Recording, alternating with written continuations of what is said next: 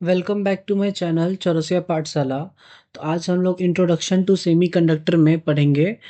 पहले मॉड्यूल में जो हम लोग का है crystalline and amorphous solid and introduction to a solid state.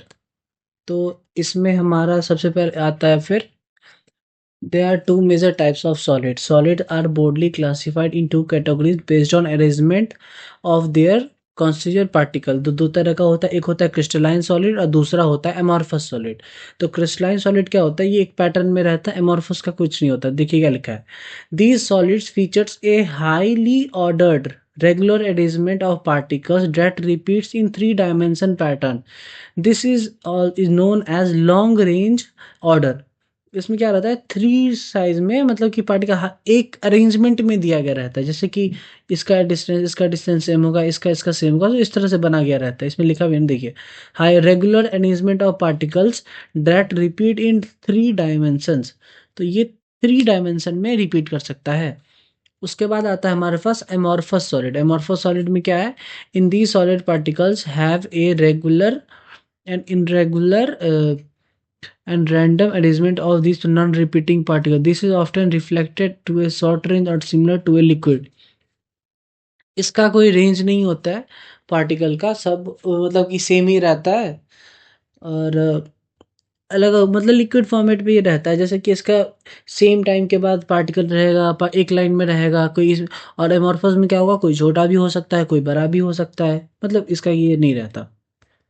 उसके बाद आता है हमारे पास की differences crystalline and amorphous solid का। तो उसमें क्या आता है, प्रॉपर्टीज क्रिस्टलाइन सॉलिड्स, प्रॉपर्टीज हो गया यहाँ पे, क्रिस्टलाइन सॉलिड्स का ही हो गया, एमॉर्फस का ही हो गया। प्रॉपर्टीज क्या है, पार्टिकल अरेंजमेंट किस तरह का रहता है, regular and ordered, long range ordered रहता है इसमें, और एमॉर्फस में irregular and random short range order, ये लिक्विड फॉर्मेट में। Classification true solid and pseudo solid और सुपर कूल लिक्विड ये रहता है। मेल्टिंग पॉइंट क्या होता है, शार्प एंड डिफाइन होता है। और इसका एग्जांपल में NaCl हो गया, जो कि 801 डिग्री सेल्सियस पे दिया गया यहाँ पे। मेल्ट्स ओवर, एमॉर्फस में क्या है, melts over A range of, example glass, इसका टेम्परेचर ज़्यादा पे वो मेल्ट होता ही है। जैसे इसका ग्लास के लिए दिया गया है 1400 टू 1600 डिग्री सेल्सियस। उसके बाद आता है हमारे पास फिजिकल प्रॉपर्टीज। फिजिकल प्रॉपर्टीज में क्या है, एंटिस्ट्रॉपी वेरी विथ डायरेक्शन, और एमॉर्फस के लिए क्या, isotropic same in all direction. इसमें क्या होता है, फिजिकल प्रॉपर्टीज में ये डायरेक्शन के हिसाब से वेरी कर सकता है, इसमें सभी डायरेक्शन में सेम होता है। एग्जाम्पल्स हो गए क्रिस्टलाइन सॉलिड्स के हमारे पास sodium chloride, iron, sugar, diamond. Amorphous का हो गया ग्लास, रबर, वैक्स, प्लास्टिक, ये सारे हो गए। अब आते हैं हम लोग, what does anisotropy versus isotropic means. And the internal structure of solid dictates how it responds to external force like light or pressure।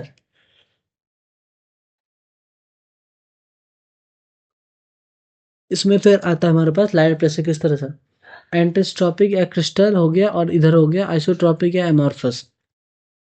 Physical properties क्या होता है, लाइट लाइक रिफ्रैक्टिव इंडेक्स और कंडक्टिविटी हो गया, इसका रिफ्रैक्टिव इंडेक्स रहता है, conductivity रहता है इसके अंदर। Are different when measured in different direction. इसमें क्या होता है, रिफ्रैक्टिव इंडेक्स और कंडक्टिविटी डिफरेंट होता है डिफरेंट डायरेक्शन में। The order structure create different path through the material. The ordered structure creates different paths through the material.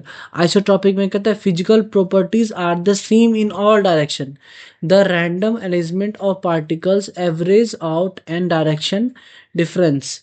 मतलब कि the random arrangement of particle, मतलब कि कोई अरेंजमेंट रहता नहीं, जैसे इसमें दिया गया कि इस डायरेक्शन में होगा, ये दिया रहेगा, इसमें कुछ नहीं, किसी भी हर एक डायरेक्शन में सेम रहता है इसका। एवरेज और direction difference making material uniform from any angle. तो इसको यूनिफॉर्म कैसे मानेंगे, जब सभी डायरेक्शन में जाएगा, तो इसका किसी भी एंगल से ये यूनिफॉर्म नहीं है। उसके बाद आ जाता है हमारे पास केस स्टडीज में, why is glass a super cool liquid. Glass super cool liquid है, उसको क्यों बोलते हैं हम लोग, तो पढ़ते हैं आगे। The term super cool liquid describes the nature of amorphous solid like glass. Glass has a disordered liquid like arrangement of particles, liquid arrangement of particles that is frozen in place। तो इसमें एक जगह के जैसे कि particles क्या arrange किया गया रहता है, फ्रोजन किया हुआ रहता है वो एक प्लेस पे। उसके बाद क्या होता है, it lacks the long range order of A true solid. It lacks long range order पे ट्रू सॉलिड पे ये रहता है ऑर्डर ट्रू सॉलिड, ठीक है। When heat it does not melt eight sharp point. When heated, जब इसको heat हम लोग करेंगे शार्प पॉइंट पे मेल्टिंग होगा, it gradually softness and become more fluid. ये क्या होगा, जैसे कि किसी एज पॉइंट हम लोग करें तो ये शार्प होकर मेल्ट नहीं हो जाएगा वहां से, वो अपने उस एरिया को वो सॉफ्ट कर लेगा और अंदर फ्लूइड बनाने की वो कोशिश करता है। उसके बाद आता है फोर्थ पॉइंट हमारे पास, over extremely long period the molten molecules in a glass can flow. Extreme long period तक अगर हम हीट करते रहेंगे, इसमें टेम्परेचर जाता रहेगा हीट, तो ग्लास फ्लो करें। Property characterize of liquids, albeit and geological time scale. Liquid में albeit on a geological time scale. उसके बाद क्या है हमारे पास, four types of crystalline solid. Crystalline solid हम पहले देखे हुए थे यहाँ पे, एंटीस्ट्रॉपिक हो गया, इसी को क्रिस्टलाइन बोला जाता है, इसी के बारे में यहाँ पे आगे है। There are four types of crystalline solid. क्या है, crystalline solids are further classified based on the types of particles they contain and are bonding forces that hold them through. Crystalline solids चार तरह के होता है, ionic solid, metallic solid, covalent solids, molecular solids. तो देखते हैं ये क्या है, ये चार भाग में डिवाइड किया गया इसको। आयनिक में ionic solid, metallic solid, covalent network और या फिर नेटवर्क सॉलिड, और चौथा है मॉलिक्यूलर सॉलिड। आगे हमारे पास type one type two ionic और मेटेलिक सॉलिड, जो कि यहाँ पे है पहला ऊपर का। आयोनिक एंड मेटेलिक सॉलिड में क्या होता है, आयोनिक सॉलिड देखते हैं। composed of certain and antinomous held by ionic bonds. They are hard, they are hard, bitter, and have high melting points, and conduct electricity only when molten or dissolved.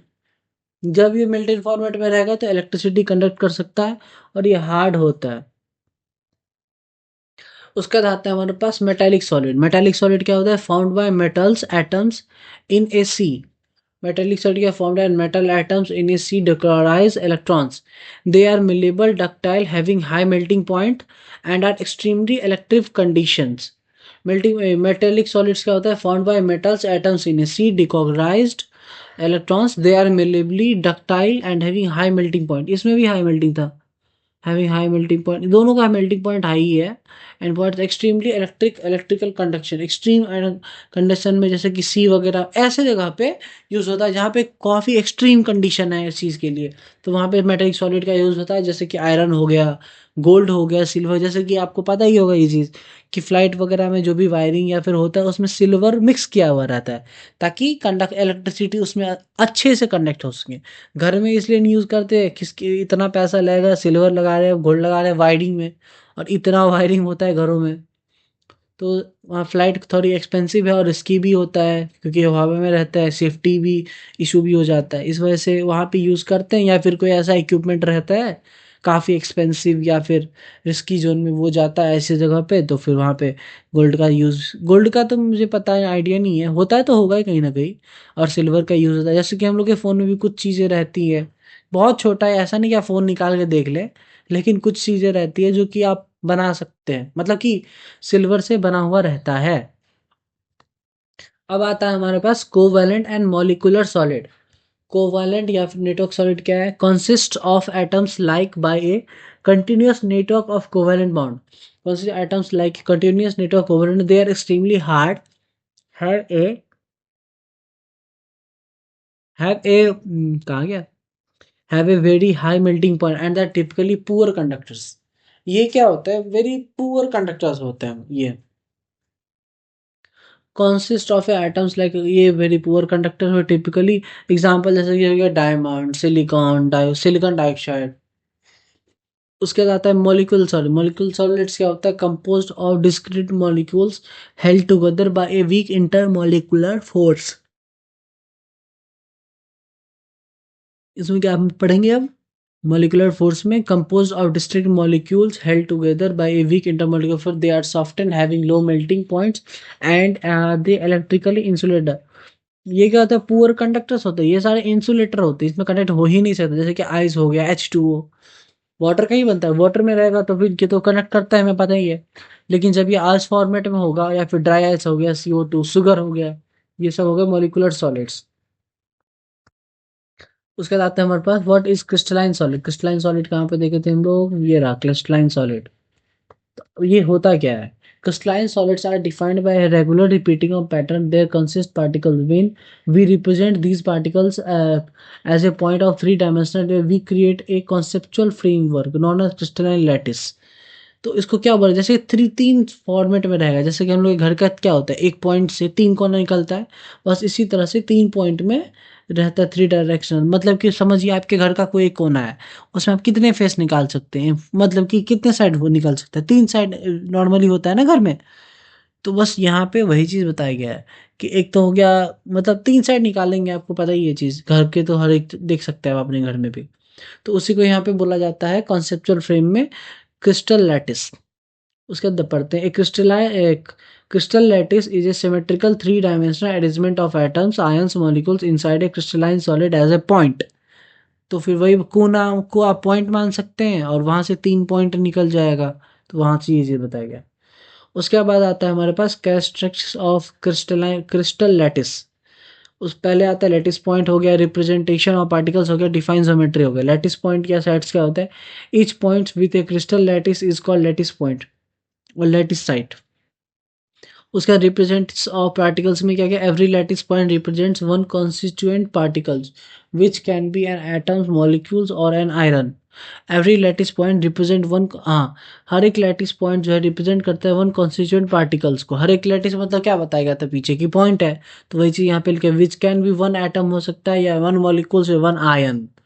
उसके बाद आता है define geometry. Define geometry क्या लिखा है? These lattice points are joined by straight lines to a clear illustrates the overall geometrical of a crystal structure. क्या बताया जा रहा है यहाँ पे? Lattice points are joined by straight lines to clearly illustrate. तो स्ट्रेट लाइन जैसे कि देखिए यहाँ से यहाँ पॉइंट जो होती है स्ट्रेट लाइन में गया हुआ, इसी चीज़ के बारे में बताया गया यहाँ पे।